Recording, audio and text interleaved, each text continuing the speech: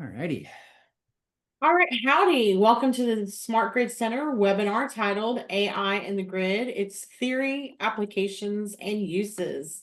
I'm Victoria Schmidt from Texas A&M University at the Texas Engineering Experiment Station, TEAS, at the Smart Grid Center. First, let me ask you to send any questions in the Q&A window anytime to get it addressed at the end of the presentation and share your comments after the talk.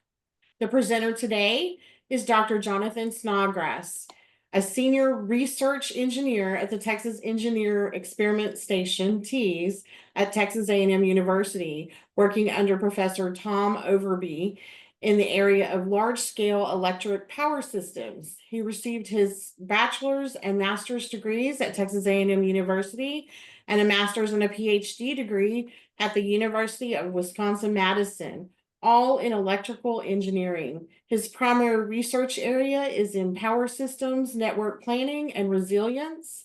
And other areas include electric vehicle integration, combined transmission and distribution system simulations, optimization, power system markets, and protective relaying. He also worked for 2 years at Zachary Engineering Corporation in Amarillo, Texas, designing simple and combined cycle natural gas generating plants. He is also interested in electric vehicle integration, combined transmission and distribution system simulations, optimization, power system markets, and microgrids. In addition to Texas A&M, he also worked at Zachary Engineering Corporation Amarillo, designing simple and combined natural gas power plants. Dr. Snodgrass, please take it away. All right. Let me get my PowerPoint presentation up. It's up. I just have to share it. Well, hey everybody. Recognize some names on the Zoom webinar. So hi everybody. Hi Tom. Let's see.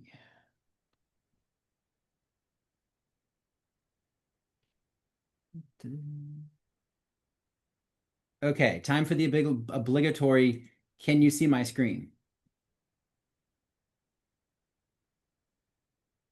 I can see your screen. Okay, perfect. All right. So I like to try to make this webinar a little bit more interactive because, I see my PowerPoint and a list of names. If you go to the participants list, there's a way to raise your hand. So see if you can raise your hand so I know you can hear me. Hey, Jess. Very cool. I see some folks. Okay, awesome. So I'm going to be asking some questions, and we'll get some raised hands to be able to get some feedback from y'all. So raise your hand if you consider yourself an AI expert. I'm gonna lower everyone's hand first, or you can give me another one of the reactions. I was like a thumbs up, thumbs down, raise hands. Great. I don't see any hands up, so that means that hopefully everyone will learn something. Raise your hand if you recognize one or more of these logos. Oh yeah, so pretty much everybody. Excellent. So for those who didn't raise their hand, either you haven't found the raise hands button or you've been living under a rock for the last 5 years, although I sometimes feel like I am. But these are the logos of 5 of the major artificial intelligence generative AI companies. So ChatGPT, Claude, Grok, etc. So this raises the question, what is artificial intelligence? And while some mean-spirited people might point to you and say, you only have artificial intelligence, you don't have real intelligence, haha. But the real question is, what is and what isn't artificial intelligence? Raise your hand if you recognize these logos.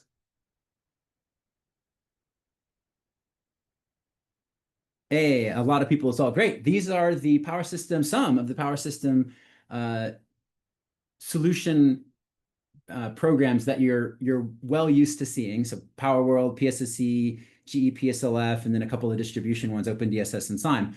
While these are, in the sense, smart programs, in the sense they solve and they do a lot of very useful things for us engineers, they're not what we would consider artificial intelligence. And you might ask yourself, why? Well, we'll get to that. But there definitely is some level of intelligence in most of the software tools, et cetera, that we use today. But what makes these not and the previous ones artificial intelligence is what we'll get to in a few minutes.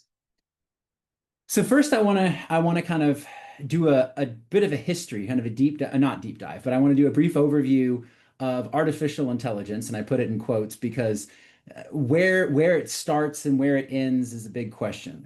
But I did some checking, and so I wanted to find the founding fathers and mothers of computer science and artificial intelligence. So you might have heard of Charles Babbage. He was the first computer engineer, shall we say. He invented a mechanical computer in the early 1800s.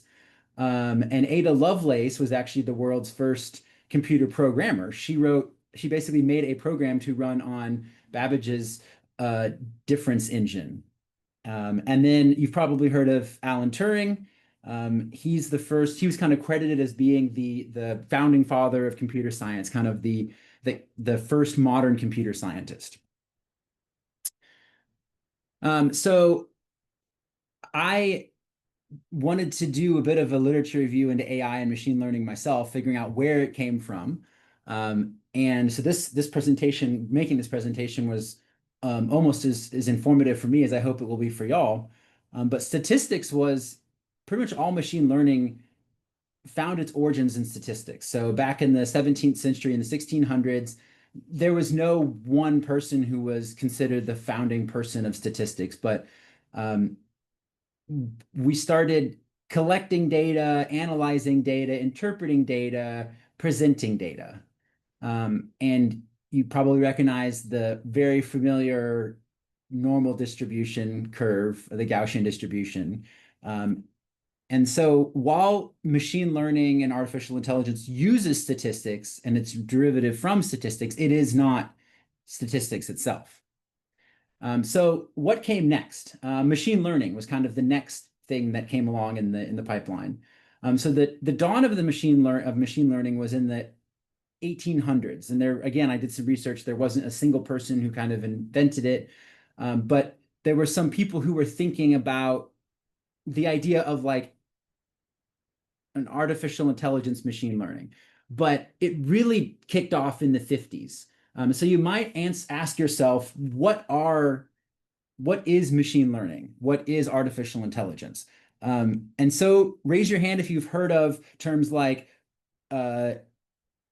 large language model, artificial intelligence, but machine learning, mixture of experts, et cetera, et cetera.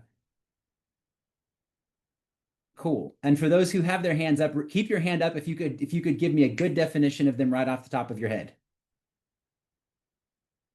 I see nobody. Good. So I was in the same boat actually. So we've all heard of these terms like machine learning and LSTM and artificial neural networks, et cetera. But it's like, what is a short and easy definition of these? So this presentation will also, and we'll send it out to everyone afterwards and potentially those who didn't join the webinar, but it includes some short snippets that I could find that succinctly define what these terms are and some of what they aren't.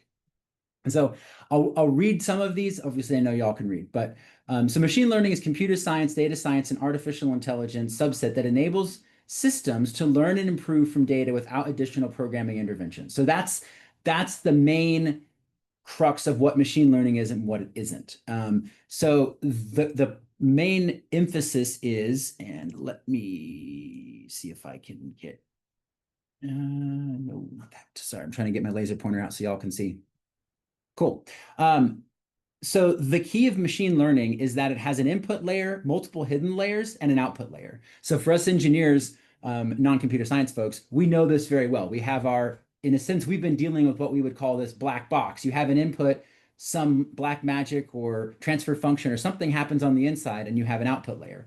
Now, traditionally, in the difference between, say, the power systems solvers and simulation tools that I showed y'all earlier, is that those black box are usually mathematical equations. It's deterministic. An input goes in, the same output comes out every time as long as there's not a bug. But for machine learning, it's not necessarily the case.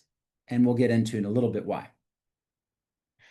Before I keep going, I also wanted to put in a plug for our upcoming AI and Power Systems short course. It's in November. I believe it's the 4th through the 6th, and I'll be sending out more information about that as well. I'll only be doing a really high level uh, overview of these topics, and we're going to be spending 3 days really diving in to things in a lot more detail. So some things that are like one slide for 1 minute, we're going to go into a lot more detail. We'll spend a whole lecture on just one of these slides.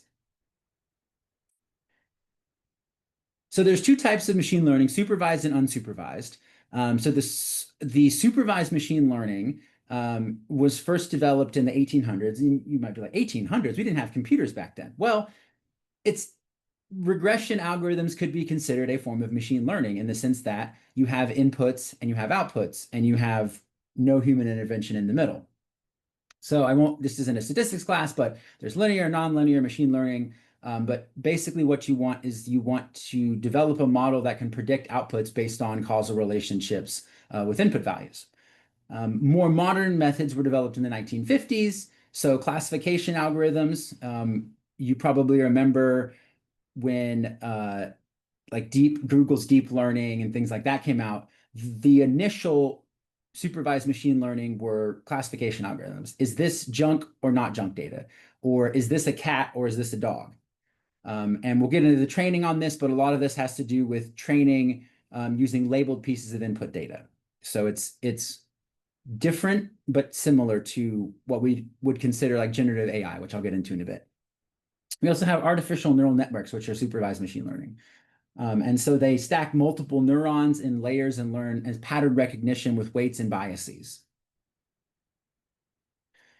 So the point of me showing all of these before we get lost in the weeds is to show where the large language model based generative AI, i.e. like ChatGPT, Grok, Claude, Sonnet, etc., came into being. And so as I just remembered, first derived from statistics and then machine learning. And while those LLM are not these things, they are derived from them and they have some aspects of those things.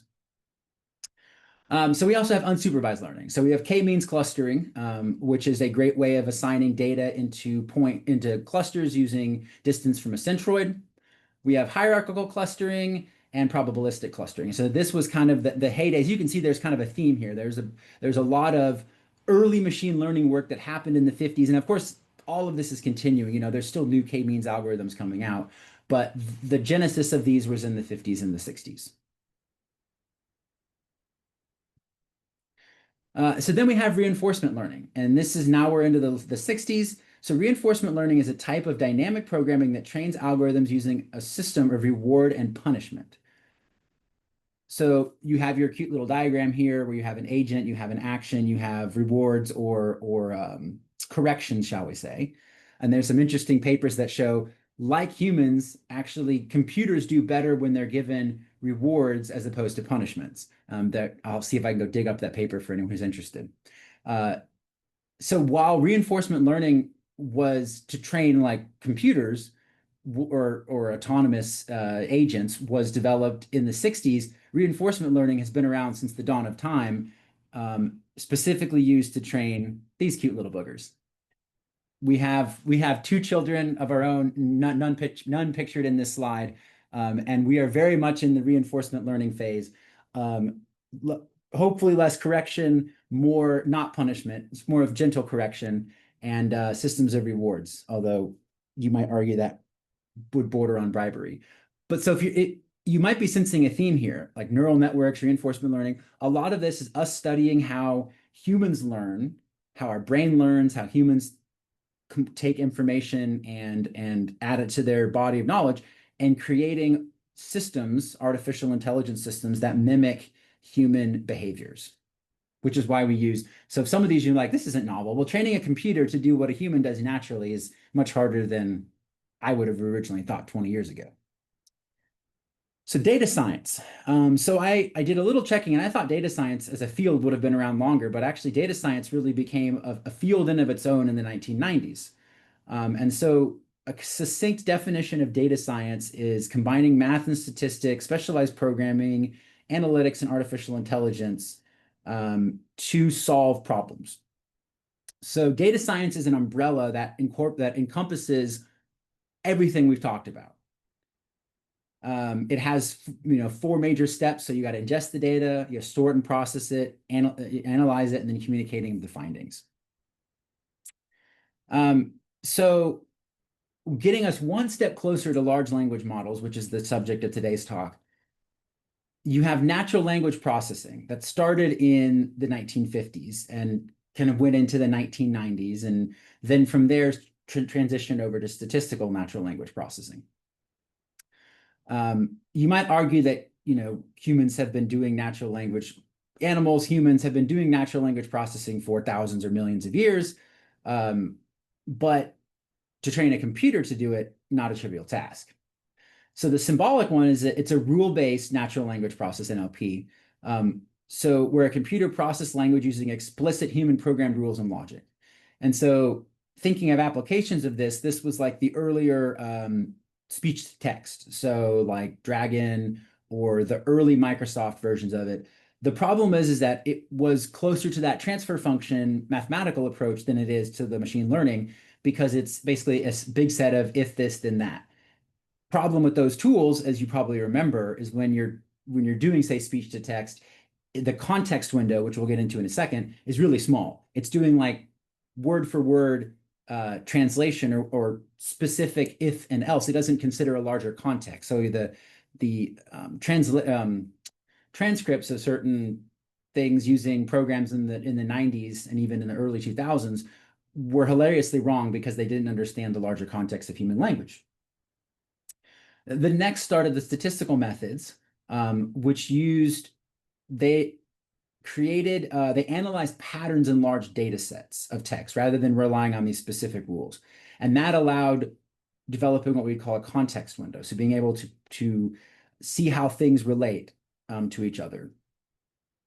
And so the main form of training of this is to recognize trends and predict, say, the next word in a sentence. So there's 2 main ways of training. One is using word dropout, where you take a sentence and you start dropping out words, and then you'll ask the computer to fill in the word. Not unlike the tests that we would give children. You take say, I have a dream speech from Martin Luther King Jr., and you drop out some words and have the students put them back in. And then also like tasks such as predicting the next word in the sentence, the next phrase in it, the next sentence after a paragraph. And these, obviously, you can see these type of technologies in autocorrect, love it or hate it. So now we're getting even closer to modern day. We have the deep neural networks, which started in 2012, which things really started accelerating in the 2010s and a little later, because I would have assumed that deep neural networks were invented a bit before then, but they weren't. So the Google changed its translation service from a rules-based to a LSTM-based neural network translation in like the 2012s. And then in 2017, that was what you could basically define that as the genesis of modern AI. So in 2017, there was a paper published, which I'll show you a screenshot from it later, that led to Google developing BERT, which is bidirectional encoder representations from transformers. It was an encoder-only kind of large language model predecessor in 2018, and then after that, things started happening super rapidly. So if you feel like AI and large language models came out of nowhere, in a sense they kind of did, but in a sense they didn't. You can see how it's been a natural progression from statistics all the way back in the 1600s, machine learning, neural networks, and all the way to modern AI. So GPT-1, now we're into everyone's recent memory. So I'm sure everyone remembers in 2018 and started hearing buzzwords of OpenAI and GPT-1, and then 2019, 2020. Of course, in 2020 there was a much bigger event that overshadowed GPT-3. But it was still catching some notice. And then the commercial. So OpenAI released ChatGPT in November of 2022. Google and Anthropic followed very shortly, less than 6 months later in March of 23. and they released Bard and Claude. Bard is Bard is no longer with us, RIP. Actually, it's been replaced by Gemini. But then Microsoft Copilot, in traditional Microsoft fashion, they partnered with OpenAI. I think this is my opinion, I don't know if they did, but they probably tried to buy out OpenAI, and OpenAI said no. So they invested in OpenAI and got their technology, some of access to some of their technology. And xAI's Grok came out in November of 2023, followed by Google Gemini in 2024. And those are the mainstream ones. There's, well, not all of them, some of them. Then since, in the last year and a half, there's just been a plethora of these large language models. Some of them are kind of copycat models. Some of them are small language models, mixture of experts. We'll get into that in a few minutes. So now that I've talked kind of about a high level history of large language models or of AI, let's kind of go from now that we've done a chronological approach, let's look more at a topological approach. So let's look at specific tasks. So going back to the original question, what is artificial intelligence or machine learning? So artificial intelligence, it's systems that perform tasks associated with human decision-making, perception, and learning. So several years ago, when I first joined my undergraduate as an engineer, longer ago than some of y'all, but definitely more recently than some of the rest of y'all. People were always saying that, this was years ago, were saying there are things that computers can do really well, like add numbers together. So that was what Babbage's original machine was designed to do, was to add and subtract numbers, because humans can add and subtract numbers, but not that quickly. But we, eventually computers wind up being able to do numerical computations at a speed and a scope completely outside of human not comprehension, but abilities. But there are certain things that computers historically have not been able to do very well that humans can do without even thinking. So identifying the difference between a dog and a cat. 20 years ago, that was more or less an unsolved, or I say 30 now, I'm dating myself, but 30 years ago, that was basically an unsolved problem. You give that question to a computer, it would have no idea what to do. Natural language processing, understanding yes versus no, learning, decision-making, perception. These are things that were impossible in a sense for a computer to solve, but very, very natural, if not necessarily the easiest, but very natural for humans to do.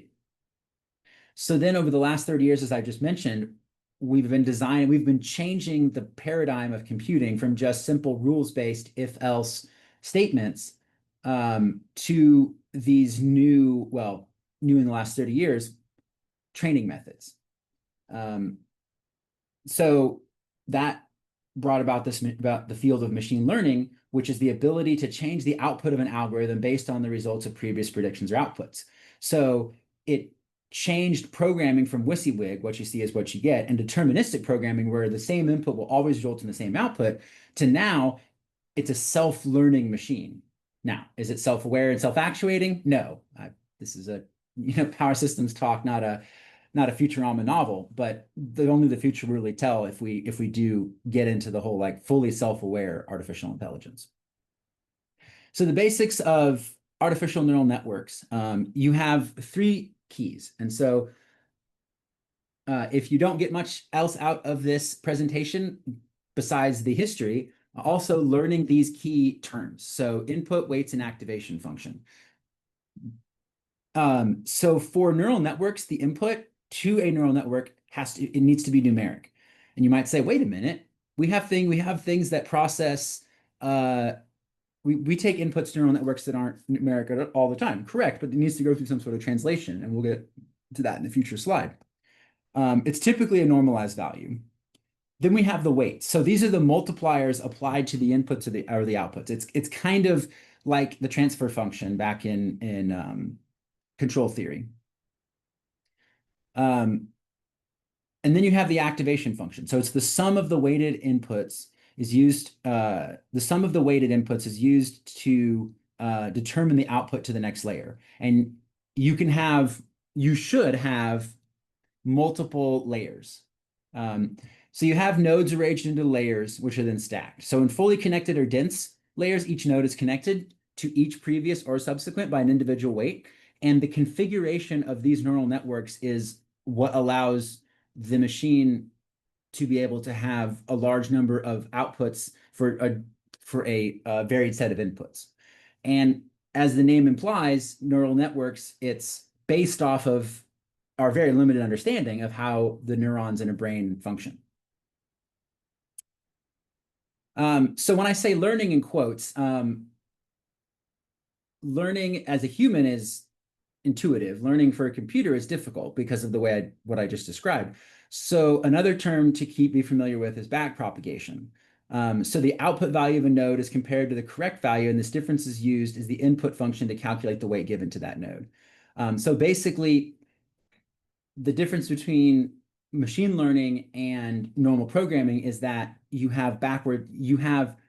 goes in a loop. You have the outputs being used to fed back into the system, and you also have them propagating forward to the next layer. You also have activation functions. So nonlinear activation functions allow neural networks to approximate almost any function. So there's lots of functions, but the common ones are the sigmoid or the ReLU function. So it's basically an on-off type function for the ReLU one, and then you have your sigmoid function. So the basic output of a neural network, it's the final layer. It's what you're actually going to wind up seeing. So in this case, in the picture that I have here, the example is a classification. And so you'll have multiple options, and you'll have different weights. You'll have different values assigned to those options. So in a softmax layer, the sum of all the outputs is 1. And the highest output is treated as a systems output. Which the advantages of this is that it's not just a simple, yes, no. It's not a simple amphibian, not amphibian, or cat or dog. The downside is if you have too many layers, you can wind up not too many layers. If you have too many, if you have too many layers in the softmax layer, you can wind up not being able to properly differentiate what the output is unless the neural network has been sufficiently trained. And now we're finally to the large language model. So this is the paper I was referring to earlier from 2017 from Veshwani and al. I won't go through the details of this. This is going to be the subject of a couple of lectures in the future short course taught by my colleagues. I'm more of a power systems expert, but I know a bit more about machine learning than I did in AI than I did a couple of years ago. So large language models take as the input text and generate text in response. There's two main methods. There's transformer-based and diffusion models. So if you hear the term stable diffusion, that's where this comes from.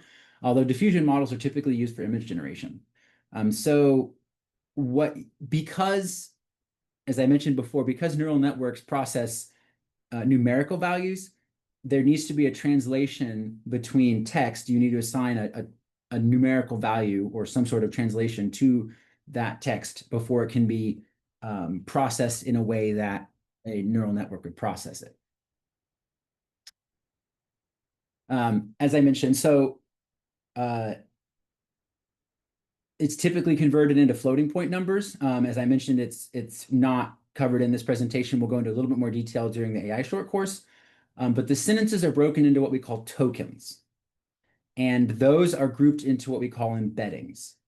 And those are used as inputs into the deeper layers of the model, such as the transformer architecture. And remember, when I say transformer, I don't mean power systems transformer. What I mean is an AI transformer. So you have to ask, if someone talks about a transformer in a conversation without context, you have to ask him AI or power. So then these are fed into the alternating feed forward and attention layers, which then determine which parts of the input are most important. And if you think about it, we as humans do this. If you're listening at this point in my talk, it's been almost 30 minutes, and your brain itself is trying to figure out what are the most important parts and what parts can I just tune out? So it's, again, like I mentioned, we're taking the idea of human learning and we're trying to train the computer to be able to do that. So you have an encoder, which is token to attention, is paired with a decoder, which takes the output of the attention layer and turns it back into embeddings, which then tokens, which are finally represented as text.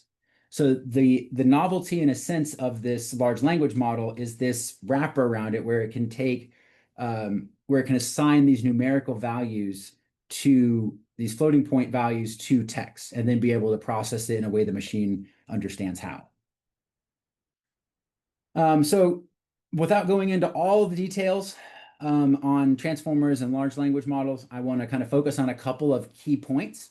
And these are some terms that you'll probably wind up hearing, and if you've heard of, being able to explain in a little bit more detail than you would have before. So the upside of large language models is that they can do things that no AI was able to do before, which is generate, process, image, and text in a way that was, hitherto unseen. Downside is they're huge models. They require massive amounts of data and training, and they tend to choke on domain-specific requests. And for anyone, raise your hand. I know we're halfway through the presentation, little mid-afternoon wake up. Raise your hand if you've asked ChatGPT something very specific about your research and you've gotten or not ChatGPT, but AI, Claude, whatever, and you've gotten either a bad answer, like a completely factually wrong answer, a very vague answer, or just something that wasn't helpful. I'll absolutely raise my hand multiple times. I see the hands going up. Okay. Part of that is because a large language model is a master of all, is an expert in all. No, it knows a lot about everything, but knows nothing about one specific thing. It's the whole, it's become a generalist. So what we do is we train these things called small language models, SLMs, using some of the techniques I'll show in the next couple of slides. But they're specifically fine-tuned or kind of improved to focus really on one or a few specific tasks. And then once those models have been trained or fine-tuned, the small language models, they can be grouped together in what's called a mixture of experts. So it's fairly simple in practice. I mean, it's fairly simple in theory, and of course, everything is harder in practice. But you have a prompt that comes in, and you have these small language models or a mixture of large language models. And this gating network is what determines which of these small language models you use. Now, if those who've used the new ChatGPT 5, this is kind of what it does a little bit. But we humans, of course, have been doing this for hundreds, if not thousands of years. If you've ever been on a panel, that's what a mixture of expert is. You have your moderator, your gating network, who asks the panel experts questions, and the moderator, having chosen the panel, knows which panel members are experts on which things and says, for example, like, oh, Tom, Dr. Overby, I have a question for you. Or, Dr. Wirt, I have a question for you. And so there's another technique called Retrieval-Automated Generation, or RAG. So, which I didn't know this, until about a year ago, but large language models are not databases. So they don't know things in the sense of like a SQL database would contain knowledge, or like we as humans contain knowledge. What they do is they know an aggregation of their training data. So if you're asking a specific question about a specific piece of information that isn't part of the aggregate of their training data, you can connect it to a database using RAG. So there's a few ways to do it. You can either use the language model itself can write a SQL query, which, because it's generating a text output, which is coding is text most of the time. It can then go and find that information, or it can use a couple of the methods shown here. The output is oftentimes more accurate, or at least more relevant than like the best guess that was performed without retrieval automated generation. And you'll notice this if, for example, in like in the AI chatbots I've mentioned before, if you turn on like the search the web, or you give it reference documents, if you link it to your Dropbox or whatever, that it's using RAG to go and find more specific information and bring it back to you. Because before, if you before AG was before RAG or RAG was introduced, it could only, Chat GPT could only, or I use that generically, but generative AI was only able to answer either generic questions or questions specific to its training data. And so the next topic is, or LoRA. So you might have heard of LoRA. It's low rank adaptation. Um, it's one way that's used to adapt machine learning models to new contexts. So again, following off of the human idea of, if you ask someone a question, you're like, well, I don't know a lot about this, but I do know this other area quite well, and it's similar enough. So I'll do some training in this area. So what it does is it adapts large language models to specific weights, specific uses by adding these lightweight pieces to the model rather than retraining the entire model. So this is used by in industry data science as well as here at A&M to create kind of power systems domain specific language models. So the last section of the slide, and I'm going to leave plenty of time for questions. Some of the answer might be, I don't know, or it might be, let me go ask AI what it thinks. No, I'm just kidding. Actually, I would do a little research myself. So AI and the electric grid. Now, first of all, I will say before I continue that this is very much an area of ongoing research. Typically, our Smart Grid Center webinars are, talks about research that we've been doing for many years, sometimes decades. And while we do have a couple of years of experience in AI research, as I showed before, the whole field is fairly new. I mean, 2022 was when ChatGPT was released. So it's only been 3 years since generative AI really became mainstream. And so in that regard, it is very, very much an open field. But what I will say is there are certain things that AI can't do, and there are certain things that it can do quite well. So what can't it do? Well, it can't replace engineers because we as humans do things that machines will never be able to do, such as physically be in a location, self-heal. Machines can't physically do that. It can't replace grid operators for various reasons. One being that if a large language model reaches the end of its context window, i.e., it runs out of attention, unlike a normal human who you can kind of tell when your context window is getting close to being exceeded, you kind of start zoning out and thinking about lunch or dinner or what the next football game or cricket game or soccer game is going to be, like you might be doing right now in my presentation. When you have a large language model that reaches the end of its context window, it's just a hard off. Like it either just sends you an error saying start a new chat, or it will just start answering nonsensically, which for someone operating the electric grid, you can't do that. It can't just go out to lunch. Although, funny story about how someone going out to lunch potentially caused the 2003 blackout, but that's a story for a different day. It can't directly solve physics-based problems. So it can't solve a power flow. Now, it can infer based off of previous training data. So like if it has been trained on, a standard 3-bus system from, your normal power systems textbooks, it can say, oh, I know the answer to this problem. But it's like a human. It can memorize answers and it can memorize methodology, but it can't actually solve the power flow directly. Now, there's a new form of programming of AI called agentic programming, where and this is a future webinar coming up from Professor Chen. Next month, he's going to be presenting on research results on AI and agentic programming. So I want to put in a plug to attend his webinar. But those using that like agent-based modeling for AI, you can wind up doing things like indirectly solving a power flow. Usually what that means is you'll write your AI or large language model will write a script which will call a program like PowerWorld, PSSC, PSLF.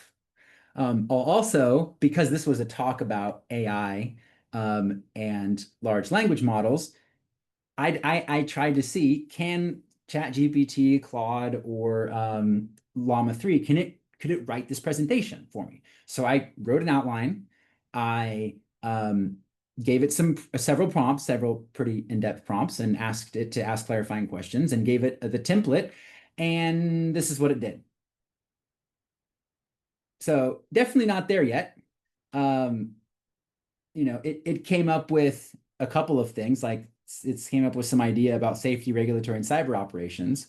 Um, but clearly it can't take over what an engineer can do. Maybe in decades it will be better, but it still isn't there yet. So this whole idea of like mixed modal type things, that's where it's really struggling. So mixed modal problems are things that humans still really thrive at, because like, for example, creating this PowerPoint presentation, I had to consider both text, images, and speech, what I'm going to say, what I'm going to put in the writing, and I also have to consider the image way. So when AI is looking at these three different problems, it actually generated some decent ideas that a couple of them actually used, and I'll show y'all later. But it generated some text really well, and it could generate a couple of images separately. But when I asked to put it all together and do this mixed modal text and images, it failed. It couldn't do it together. Now, there might be a couple of y'all in the audience who say, "Ooh, I know how to make it work," and in context, correct. But for the average person, I wouldn't call any of us PhDs average people. We're in some ways very much above average, but in some ways maybe below average on, say, my knowledge of things outside of electrical engineering. Um, the it's for the average person who can just tell it, make a PowerPoint presentation. AI is not there yet. What can it do? It can be an assistant.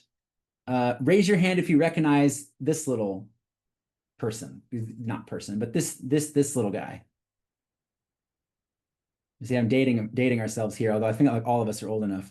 Right, this was Clippy. And you can, think to yourself or raise your hand again if you were so excited when Clippy came out because it was going to help you do all these things. I was very excited, and I was also very disappointed when Clippy could basically do nothing, because Clippy was designed using the preset rules. If you asked if your prompt was exactly what the prompt was, that it was trained, that on the if-else statements inside of the programming, it would go open this thing. But I'm like, it's not helpful at all. However, if you go ask ChatGPT, uh, what is statistical natural language processing, it'll come up with the good answer. Now, uh, so the reason why I put some of these things in quotes is because I actually, for a succinct definition of some of these things, like we've heard of, like statistical natural language processing, rather than trying to puzzle and think and scratch my head and come up with a half decent definition, it took me 5 seconds to pop it into Google and let Gemini come up with a succinct definition. And the difference is that Gemini has been trained on thousands and thousands of articles, papers, things about natural language processing and statistical natural language processing. In a sense, it is much more of an expert than I am. And so it's very, very good at answering questions that are directly related to its training set, which is what it did in this case. It can also write code actually quite well.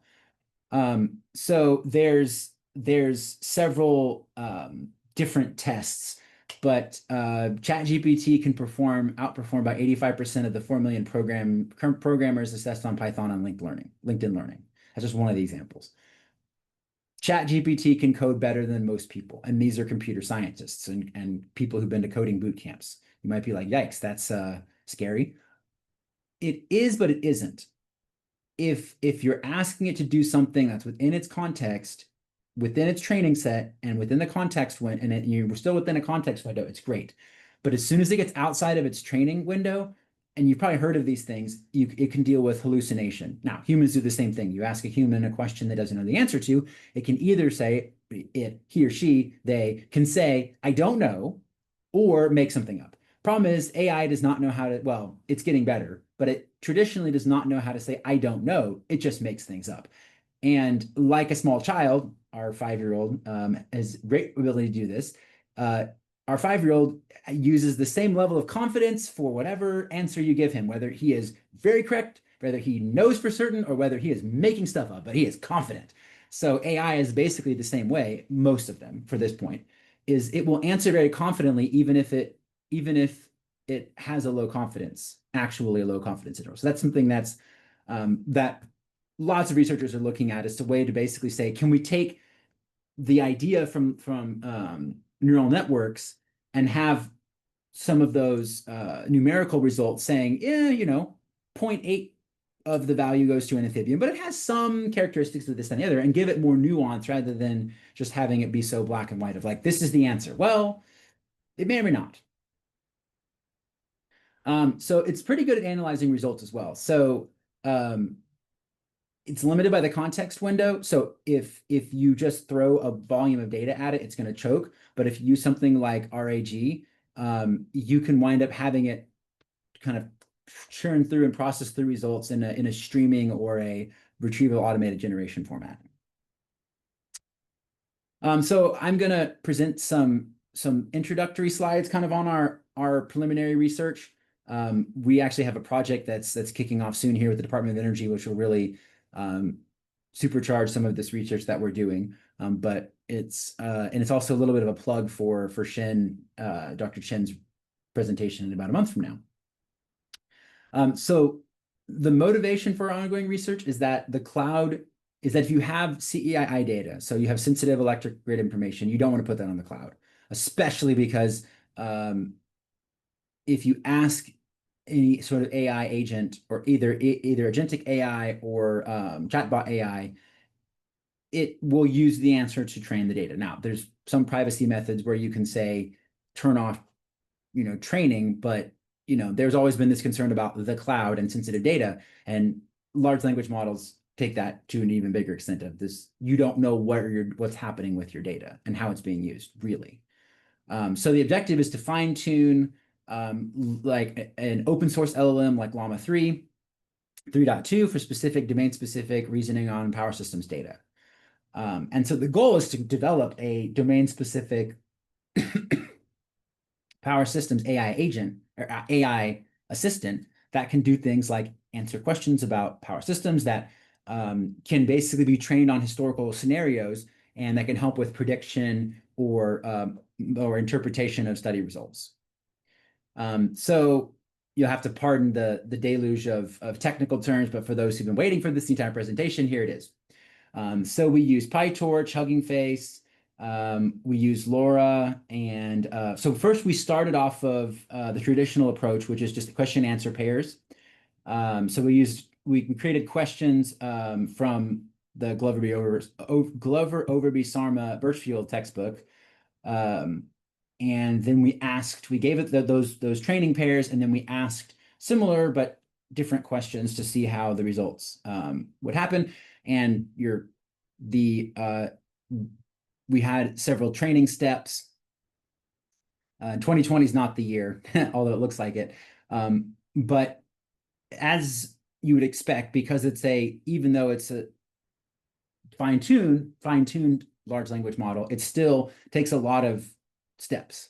And it takes time to train these. But as you can tell, the loss function winds up improving.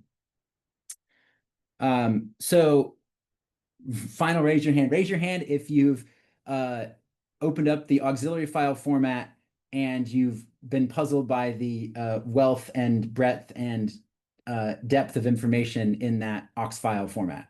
I know for sure for me. So usually what I did is I would go ask a senior grad student or ask someone, this is when I was in grad school, hey, can you help me with the aux file format? One thing we've done is we have created a Llama 3 based method. We've given it the aux file format and various resources about that, for example, to say, can you tell me more about this auxiliary file format? Can you write an aux script using what you have learned? The answer is, it sort of works, but it's a work in progress. But it's still way better than any other AI-based approach that we've used before. Not saying our approach, but I'm saying large language model using RAG fine tuning, LoRa-based fine tuning, and then using RAG to be able to, for this domain specific applications, like writing a aux file or a con file or a mon file for PSSE, these type of applications are very promising and very exciting.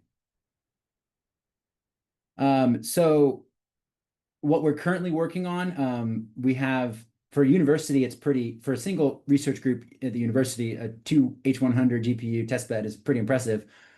Compared to the university as a whole, it's rather small. It's really nice because we have the smaller testbed that we can use very specifically for our use. We don't have to share this with other research groups. So we can test things, and then once we've gotten to the point where we need to scale up, we can start using more university level resources, waiting our turn, of course, because everyone else wants to use the university supercomputer as well. So some example use cases are, summarize the outage data, create a Python script or run a Python script, query CSVs. And the answer is they're doing better. They're not perfect, but the results are promising. So I've got about 8 minutes. I could stick around for a couple extra minutes for questions, but that is my presentation.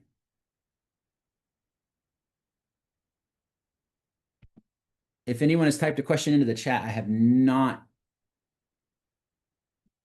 been paying attention to the chat. I don't see any questions in the Q&A or the chat. Does anyone have any questions?